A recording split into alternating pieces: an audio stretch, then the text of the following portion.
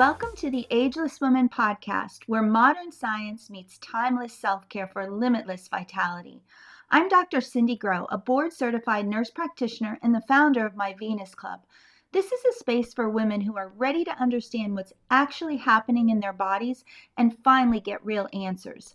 If you've been told your labs are normal, that this is just a part of aging, or that you just need to try harder, and if you've sat through those 15-minute appointments left with just another prescription to manage symptoms, or maybe feel like you've lost a part of yourself, you're in the right place.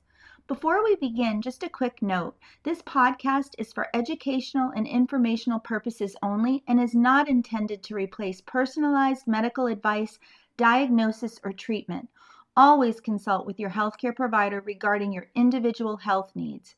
Here we go deeper. We connect the dots between your hormones, your metabolism, your genetics, and your lifestyle so you can stop guessing and start feeling like yourself again. So let's get started. Welcome back to the Ageless Woman Podcast. Whether this is your first episode or you've been with me from the beginning, I'm so glad you're here. If you've been listening for a while, you already know something that is at the heart of everything we do here at My Venus Club. My mission isn't simply to tell you what to do. My mission is to help you understand why. Because when you understand your biology, you become an active participant in your own health, not simply a passive recipient of healthcare. And like I always say, you can't optimize what you don't understand. So let's dive in. Today we're going to talk about something women ask me about all the time: skin, hair, collagen, thinning hair, cellulite, crepey skin.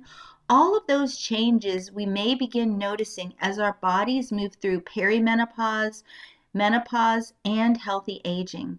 But this is just not going to be another superficial conversation about beauty. It's not simply going to be about me telling you which serum to buy or which powder to put in your coffee or which product promises to make you look 10 years younger. Because beauty's not merely cosmetic. Beauty's physiology and biology.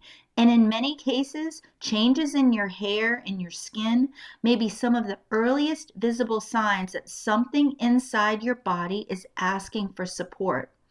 Women frequently ask me about my hair, whether I have extensions or how do I keep it so long and it looks so healthy, especially since I'm 60 now. And I always appreciate those compliments, but my answer isn't always a particular shampoo or one supplement or a specific mask, and it's certainly not one secret beauty product. My hair is influenced by my genetics, of course, but it's also influenced by the way I nourish my body, the way I support my hormones, protect my muscle, manage my stress, and the way I care for my health from the inside out. Now, that doesn't mean I never use products. I absolutely do. And I love my hairdresser. I love my beauty rituals, and I love taking care of my hair and skin.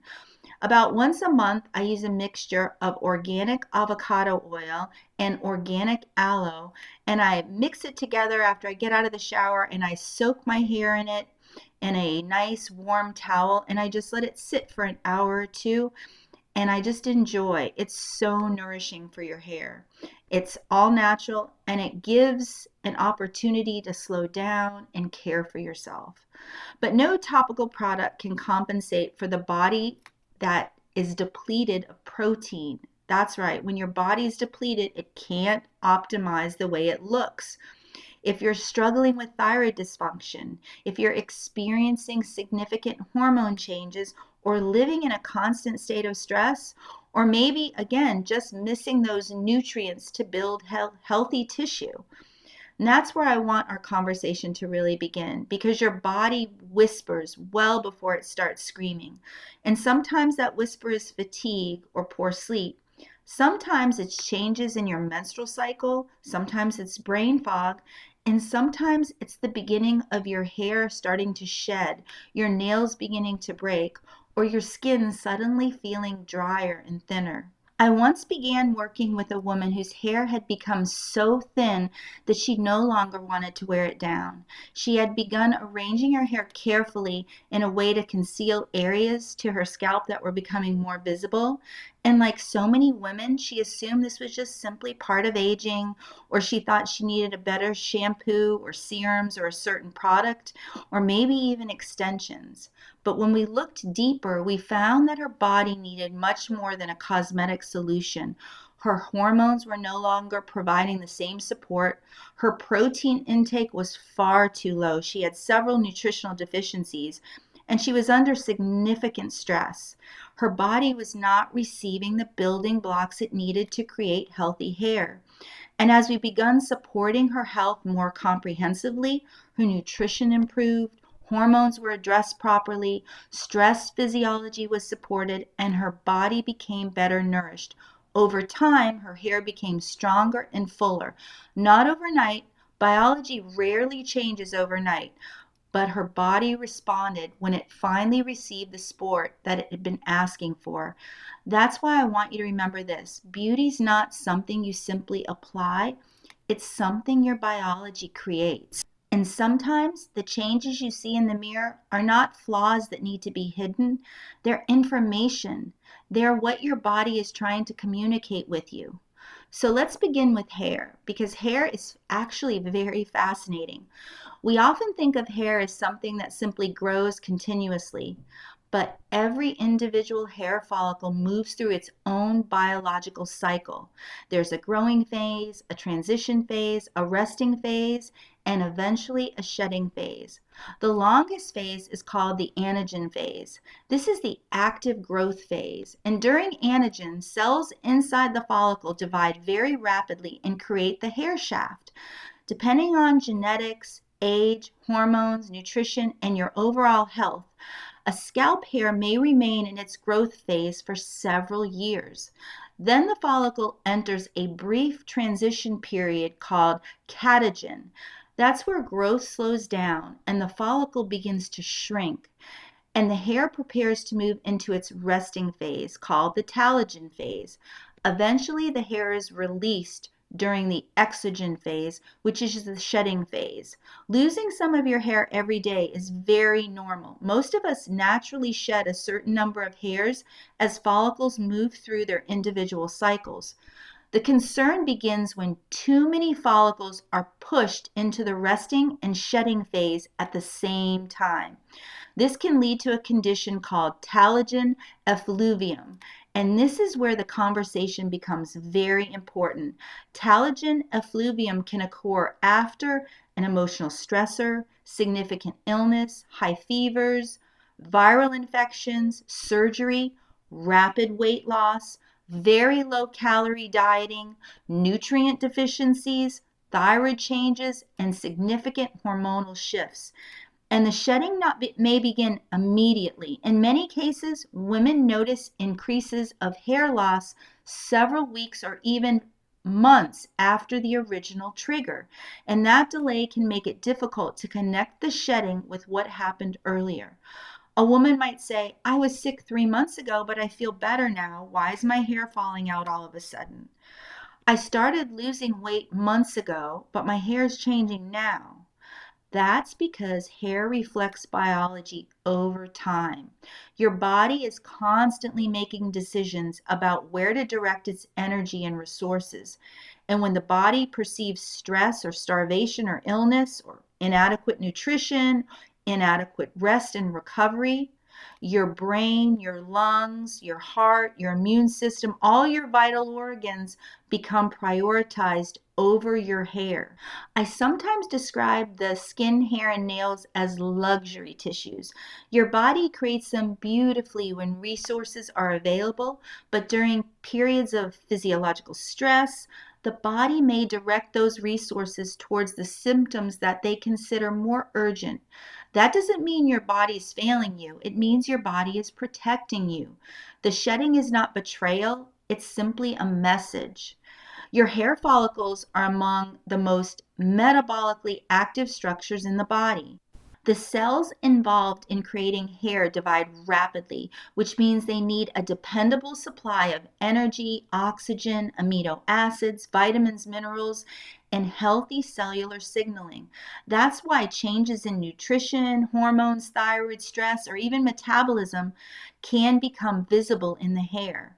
And this is also why simply applying something to the outside of the scalp may not correct what's happening underneath. A topical treatment may provide support, it may improve scalp environment, it may reduce breakage, and certainly medical treatments may be appropriate for specific forms of hair loss. But we still have to ask, why did the hair change? Is it a temporary response to illness? Is it hormone related? Is it thyroid dysfunction, a nutritional deficiency? Or is it something entirely different? Because not every form of hair loss is the same, and not every woman needs the same treatment. That's why assessment really matters. Understanding your body really matters. A woman with increased hair shedding throughout the scalp may have a different biological issue than a woman who is experiencing widening of the part or progressive thinning around the crown. Hair breakage is also different from hair loss at the follicle. Sometimes the hair is growing, but the hair shaft itself becomes dry, fragile, and prone to breaking. That may be influenced by chemical processing, heat damage, environmental exposure, loss of estrogen, inadequate nutrition. So when your hair begins behaving differently, you don't merely assume you're getting older and that's the problem. And don't just immediately blame yourself either, because get curious. Your hair may be trying to tell you something. Now let's talk a little bit about hormones too. I often describe hormones as an orchestra or concert. Estrogen is not playing alone. Progesterone is not playing alone. Neither is testosterone or DHEA. Your thyroid hormones, insulin, cortisol, they all are signaling molecules participating in the same biological concert. And when one instrument changes, the entire song may begin to sound different. Hair follicles contain receptors that respond to hormone signals. Skin cells, sebaceous glands, connective tissue. Your body is listening to the hormonal conversation every single day. So let's begin with estrogen. Estrogen supports many aspects of skin and hair physiology. It supports collagen production, hydration, vascular function, the thickness of your skin, and the environment surrounding the hair follicle. So as estrogen begins fluctuating during perimenopause and eventually declines after menopause, women may notice drier skin, changes in elasticity, fine lines, slower healing, thinner hair, thinner skin. And research really tells us that women may experience a meaningful decline in collagen during the first several years after menopause. That doesn't mean every woman will experience the same changes. Genetics, sun exposure, smoking, nutrition, stress, protein intake, muscle mass, all of that matters. But estrogen is undeniably a big part of the picture. Progesterone also participates in that hormonal environment. During perimenopause, ovulation may become less predictable, and when ovulation changes, progesterone production becomes inconsistent. Women may experience changes in their sleep and mood, temperature regulation, fluid balance, and stress intolerance. The shifts may indirectly affect hair and skin through changes in inflammation, rest recovery, and just your overall hormone balance. Testosterone also really matters. Women need testosterone. It contributes to our muscle, our bone, our motivation, our libido, energy, everything. But testosterone and its more potent metabolite, dihydrotestosterone, or DHT, which many people know it as, may also influence hair follicles. In women who are genetically sensitive to androgen signaling, DHT can contribute to progressive thinning in areas of the scalp. This is why we should not treat hormones casually. More is not always better either. Less is not always better. Balanced and individualized support is what really matters. Thyroid function is another major part of this conversation also. Thyroid hormones influence metabolic activity throughout the body. When thyroid function is too low or something is too high, women may notice changes in hair texture, shedding, skin moisture, energy, bowel patterns, body temperature, mood, everything. Hair changes rarely enough to diagnose a thyroid condition on their own, but they may be one clue to a larger pattern.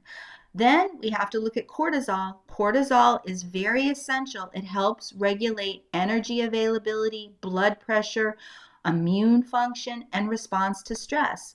The problem is not that cortisol exists. We need cortisol. The concern arises when the stress response systems become chronically dysregulated. Long-term stress can influence sleep, blood sugar, inflammation, thyroid, nutrition, and the hair cycle itself. And when women are sleeping poorly, under eating, overtraining, working constantly, and caring for everyone else in their life, never allowing the nervous system to fully recover, the body notices. Hair follicles literally respond to the hormonal signals. They're not passive structures growing independently from the rest of your body. They're really biologically active mini organs that interact with your hormones, your immune system, all the surrounding tissue. Your skin also has a hormonal response.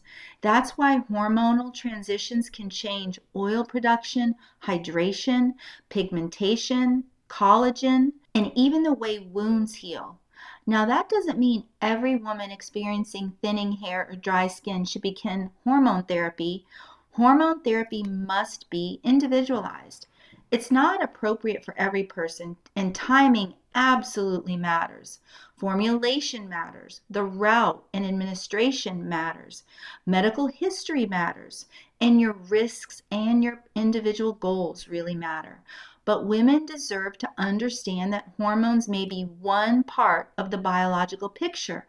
They also deserve an informed conversation rather than being told, hey, you're just getting older and this is what just happened. Some changes are part of aging.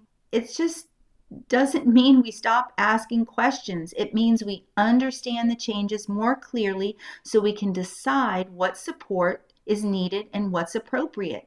Hormones are one section of the orchestra, but they can't perform without the nutrients, which brings us to one of my favorite sections. Let's talk about feeding the follicle. I love this phrase, feed the follicle, because hair cannot grow from good intentions. Skin cannot build collagen from marketing claims, and nails cannot become stronger without the raw materials needed to create them. Your body must receive the nutrients required to build healthy tissue. So let's talk about protein first. Hair is comprised primarily of a structural protein called keratin. Your skin contains proteins, including collagen and elastin, and that helps provide structure and resilience. But your nails contain keratin, so when women are constantly under eating protein, their body may not have the amino acids needed to optimally build and repair these tissues. Protein becomes especially important as we age.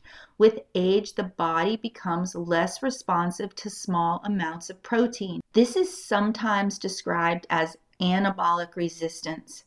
It doesn't mean you cannot build muscle or maintain healthy tissue. It means the stimulus must become more intentional. Adequate protein is so critical.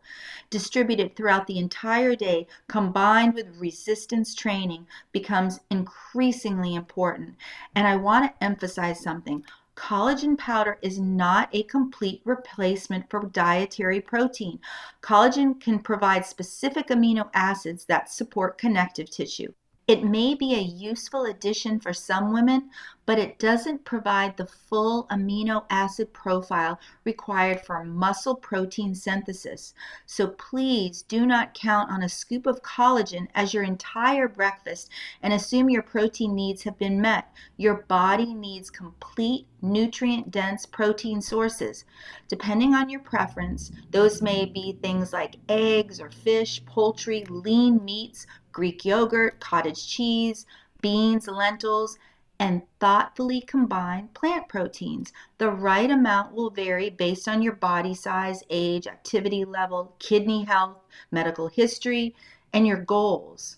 A general rule of thumb is at least 100 grams of protein a day, but your body cannot build what it doesn't have the materials to create. So getting the right testing done to understand what's best for your body is absolutely critical. Iron's another important consideration. Iron supports oxygen transport and cellular energy. So low iron stores also contribute to hair shedding. In a lot of women, I've seen it many times. And you can have depleted iron stores before developing obvious anemia. That's why evaluating iron status may involve more than simply looking at hemoglobin. Ferritin can provide information about stored iron, although ferritin must also be interpreted in context because it may rise with inflammation or illness. We also have to ask, why is the iron so low? Is there heavy menstrual bleeding, poor absorption, digestive disease, blood loss, or some other medical issue? Simply taking iron without understanding the reason for its deficiency is not always appropriate. Too little iron can be harmful, but too much iron can also be harmful. Again, understanding matters. So other nutrients are involved in healthy hair, skin, and nails too. And there are things like zinc, selenium, vitamin D, vitamin C, again, essential fatty acids, B vitamins. But this doesn't mean everyone should purchase a massive handful of supplements. More is not automatically better. Some nutrients can become toxic in excessive amounts, especially fat-soluble vitamins. Biotin is a good example also. It's marketed everywhere for hair and nails. True biotin deficiency can affect skin and hair, but deficiency is not the explanation for every woman's hair loss. High biotin doses can interfere with certain laboratory tests. So before taking large doses of biotin, it's worth asking whether you actually need it. Healthy fats matter too. Cell membranes are built from lipids. Healthy fats contribute to cellular signaling, skin barrier integrity, hormone protection. Omega-3 fatty acids also help support inflammatory balance and heart health. And emerging research that I've talked about in previous episodes about C15, pentadecanoic acid, a newer essential fatty acid on the block, talks about how important cellular health and healthy aging is. And those are critical when we talk about supporting and optimizing our skin, hair, and nails. Again, the point is not that one nutrient will solve everything. The point is the follicle lives inside a cell, inside tissue, inside our whole body, and you can't separate the hair from the woman growing it.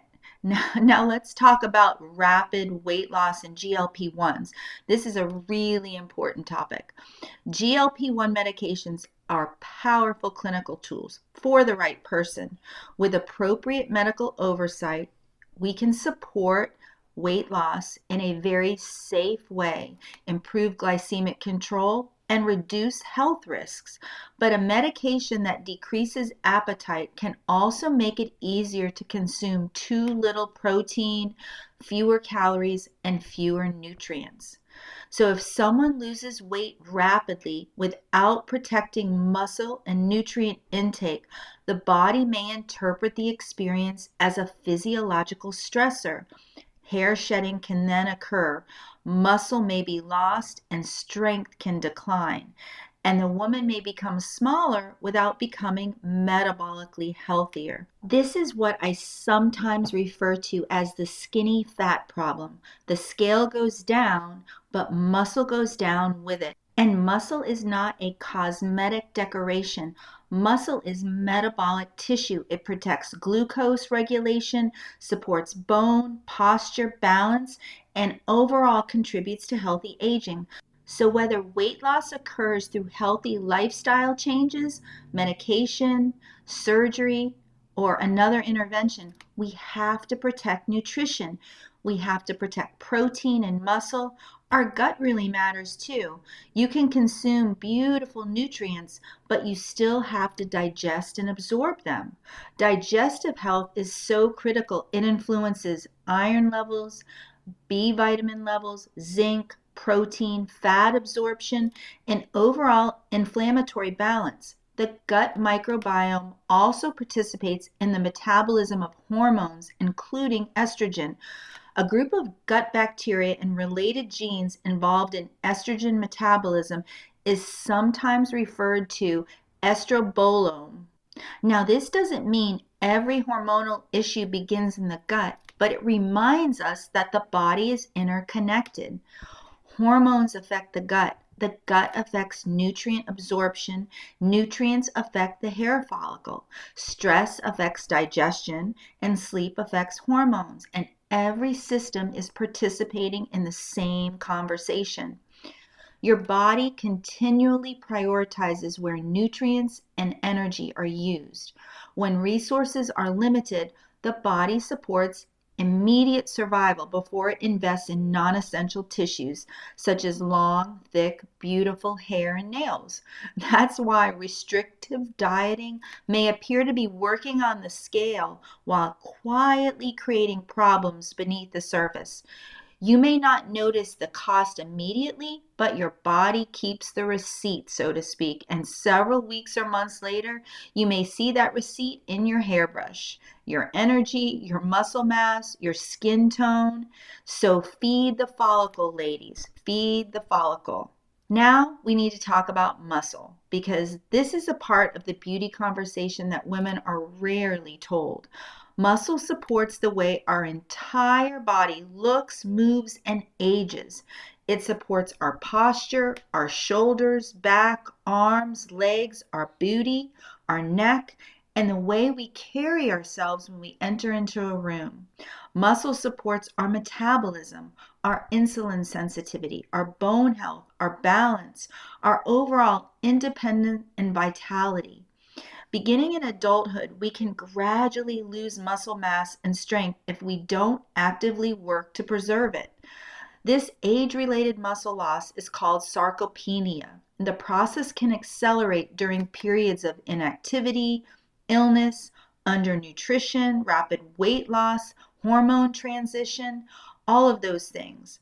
But this is the part that's really hopeful. Muscle remains responsive to training. The body adapts. You can continue becoming stronger at any age. You have the ability to build strength. Now, the process may look a little different than it did at 25. Recovery may require more attention. Protein may need to become more intentional. Training must be progressive and appropriate. But women can build muscle all throughout our life. Walking is wonderful. I love walking myself. Walking supports heart health, mental health, circulation, mobility. Zone 2 cardiovascular training is also incredibly valuable. But walking alone is generally not enough to optimally preserve muscle and bone.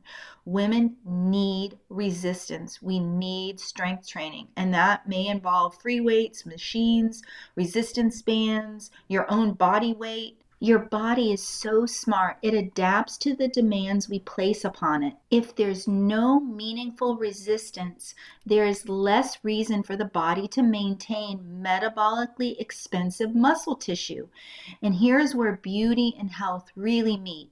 Muscle provides structure beneath the skin. It supports shape, posture. It helps you move with great confidence and ease.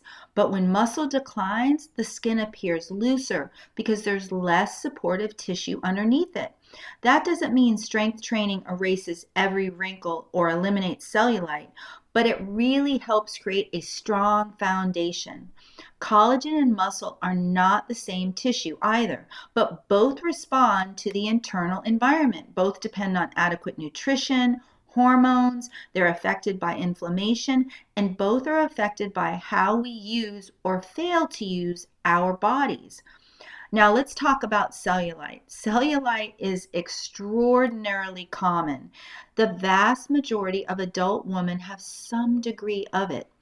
And it's not a personal failure. It is absolutely not. It's not evidence that you are unhealthy. It's influenced by connective tissue structure, fat distribution, skin thickness, genetics, hormones, age, and circulation. Women's connective tissue is organized differently from men's, which helps explain why cellulite is much more common in women. Can strength training improve body composition and the appearance of the tissue underneath the skin? Absolutely. Can nutrition and hydration support healthy skin? Absolutely it can. And can some treatments temporarily improve the appearance of cellulite? Possibly. But we should stop speaking about cellulite as though it's some disease women have caused by not trying hard enough. It is a normal biological feature for so many women. Muscle is an endocrine organ. It doesn't merely move your skeleton. And when muscle contracts, it releases signaling molecules called myokines that communicate with other tissues throughout your body. Those signals may influence metabolism, inflammation, brain and immune health, and overall healthy aging. So when you start to train, you're not only changing the way your body looks, you're changing the messages your body sends. That's why I want women to stop thinking of strength training as punishment for what they ate. Strength training is not penance, it is preparation for stronger bones, better balance, better metabolic resilience, traveling, lifting your kids, getting yourself up off the floor, continuing to live independently, and yes, it also helps your clothing fit differently and help you feel stronger and more confident and beautiful and elegant in your body. There's nothing wrong with enjoying those benefits, but the purpose is much bigger than appearance. Muscle is a longevity organ, hands down. No questions asked. And building it is one of the most powerful beauty and health investments you can make for yourself. Now, let's switch gears a little bit and let's talk about the beauty tools women ask me about all the time. Collagen, retinoids, red light therapy, vibration plates, dry brushing, saunas, sunscreen, skincare, and yes, even some of my own favorite beauty rituals, because the beauty industry is absolutely enormous and women are constantly being told about the next skincare cream or powder or device or treatment that's going to fix everything. But I want us to step back for a moment. Instead of only asking, is this product good? I want you to ask the better question. Does this product or tool support healthy biology? Or does it simply cover up what our biology may be trying to tell us? Sometimes the answer is both, and that's okay. I love skincare. I love beauty rituals. I love tools that really make us feel confident and cared for. But I never want us to confuse support with replacement. Nothing replaces healthy biology. So let's put some popular beauty tools through what I call the biology test. Let's begin with collagen, because this is one of the most common questions I receive. Should I take collagen? The answer is possibly. Research suggests that hydrolyzed collagen peptides may help support skin hydration, elasticity, and collagen density in some people, but collagen is not magic and collagen does not replace adequate protein. your body still needs a wide variety of amino acids to build and repair tissue. So if you're drinking collagen in your coffee but barely eating protein during the rest of the day, you may be adding some decorative trim before you've poured the foundation, so to speak. Collagen can be a supportive tool, but it works best as part of a much larger picture that includes adequate protein intake, vitamin C, healthy fats, strength training, and a healthy hormonal environment. Collagen is not a complete protein. It's rich in certain amino acids that support connective tissue, but it does not provide all the essential amino acids your body needs for muscle protein synthesis. Collagen can complement a healthy diet, but it should not replace complete protein sources. Now let's talk about vitamin C. Vitamin C is one of the most overlooked pieces of the collagen conversation. Your body needs vitamin C to make collagen properly. Vitamin C acts as a cofactor for enzymes involved in stabilizing and assembling collagen fibers. So women may be spending hundreds of dollars on collagen products while barely eating fruits and vegetables. That is one of those moments when I say nature is often much smarter than marketing. Vitamin C rich foods are your citruses, your berries, broccoli, bell peppers, green leafy vegetables. Again, the foundations truly matter. Now let's talk about retinoids. Retinoids are among the most evidence-supported topical tools available for aging skin. They may help increase cellular turnover, support collagen, improve skin texture, reduce fine lines and wrinkles, and address certain forms of pigmentation. But retinoids may also cause dryness and irritation, especially when someone starts too aggressively. More is not always better, and stronger is not always better. The goal is to support the skin, not overwhelm it. What works beautifully for one woman may be far too irritating for another. This is another reason why individualized care really matters. Now let's talk about moisturizers because they can be incredibly helpful too, especially as estrogen declines and the skin becomes drier, thinner, and more vulnerable to disruption of skin barrier. A good moisturizer can help reduce water loss, support that skin barrier, and improve the appearance of dryness and fine lines. But moisturizers do not rebuild your entire collagen network. They support the environment in which healthy skin functions. That's an important distinction. Very important. So think about that. And knowing what type of moisturizer to use is also critical. Now, because we just talked about moisturizers and lotions, now let's talk about sunscreen. Protection matters. Yes, it does. This is one area where nuance is incredibly important. You have probably heard people say, just wear sunscreen, and it's so important. And while protecting your skin from excessive ultraviolet exposure is one of the most evidence-supported ways to reduce premature skin aging and lower the risk of many skin cancers, not all sunscreens are created equal. Just like foods we eat, the medication we take, the products we put on our skin, the ingredients really matter. Here in the United States, some sunscreen ingredients remain available despite ongoing questions about the safety of certain ingredients. Now, that doesn't mean every sunscreen is unsafe, and it certainly doesn't mean you should avoid sun protection altogether. It means you should become informed consumers. And one resource I often recommend is the Environmental Working Group, or EWG.org. They review sunscreens, personal care products, and all types of products, cleaning supplies, etc., and they tell you exactly what the ingredient concerns would be. They also tell you the UVA and UVB protection if you're looking at sunscreens and the overall formulation. It can be a useful place to begin when you're trying to understand what is actually in the products that you're putting on your body. I also encourage women to think beyond sunscreens alone.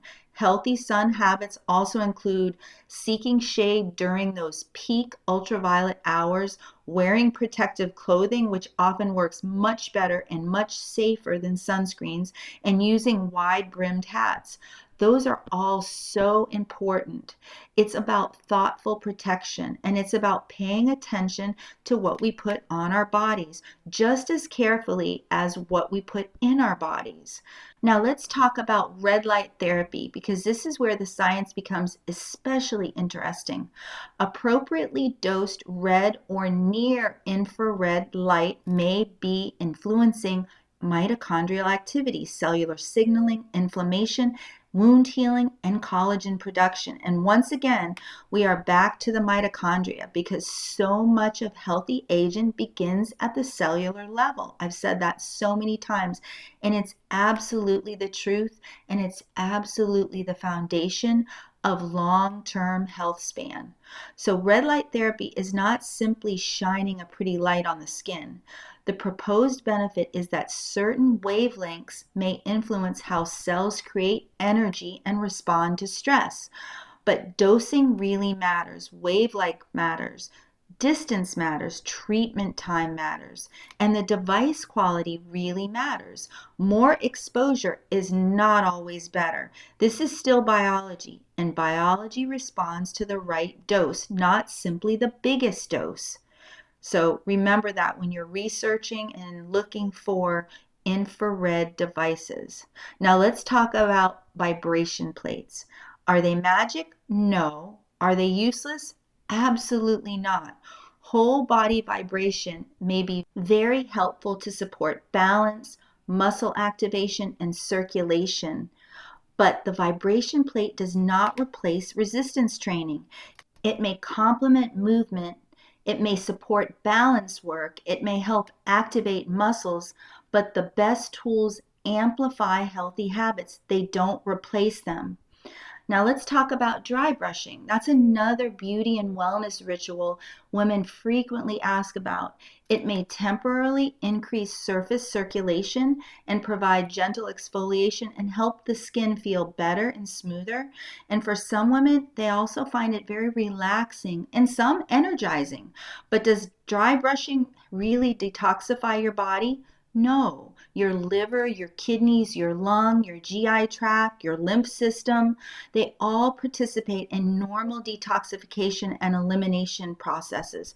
Dry brushing may be a beautiful self-care ritual. I love it myself, but it doesn't replace the work of your organs. And that's okay.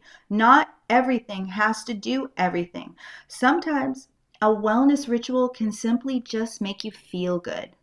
Now, let's talk about saunas. Saunas is one of the tools I find especially interesting because heat exposure may support several aspects of healthy aging. It increases circulation, promotes relaxation, supports recovery. It influences heart and stress response. It also helps us slow down, because beauty's not only about collagen. Sometimes it's about the nervous system, and chronic stress changes the skin. It changes our sleep, our hormones, inflammation. It changes how we age. So when a wellness ritual helps you breathe more deeply and sleep more soundly and step out of a constant state of urgency, it may be supporting beauty in ways you cannot see immediately, but so important.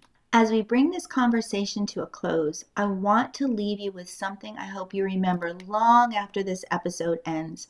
Beauty is not about chasing youth. It's not about trying to become the woman you were at 25 or erasing every line, every change, or every sign you ever lived. Healthy aging is not about fighting your body. It's about understanding it, supporting it, and learning how to work with your own biology as it changes. Your hair, your skin, your nails, your muscle, your energy, and even the way you carry yourself. They're all influenced by what is happening beneath the surface. Your hormones matter. Your nutrition matters. Your protein intake matters. Sleep matters. Stress matters. Your gut health matters, muscle mass matters, your mitochondria and cellular health matters, and the way you care for yourself, it really matters. Beauty's not created by one cream or a supplement or a treatment or even a hormone or a device. It's created through the daily conversation between yourselves, your environment, your healthy habits. your choices, your hormones. And I think that is incredibly hopeful for so many women, because while we can't control every aspect of aging, we're not powerless. There is so much that we can influence. We build our bodies, we build our muscles, we nourish ourselves, we protect our sleep, we support our hormones when appropriate, we reduce stress, improve metabolic health, we choose better products, we ask better questions, and we can stop accepting the idea that feeling depleted, losing vitality, or becoming disconnected from our bodies is simply the price women have to pay for getting older, because it's absolutely not. Your body is constantly adapting. Your skin renews itself. Your muscles respond to training at every age. Your mitochondria responds to movement. Your brain responds to learning. Your metabolism responds to the nourishment you give it. Your biology continues listening to the signals you send it at every age. That means it's never too late to begin supporting yourself differently. Will every change happen overnight? Of course not. Biology doesn't usually work that way, but small choices repeated consistently create powerful signals over time.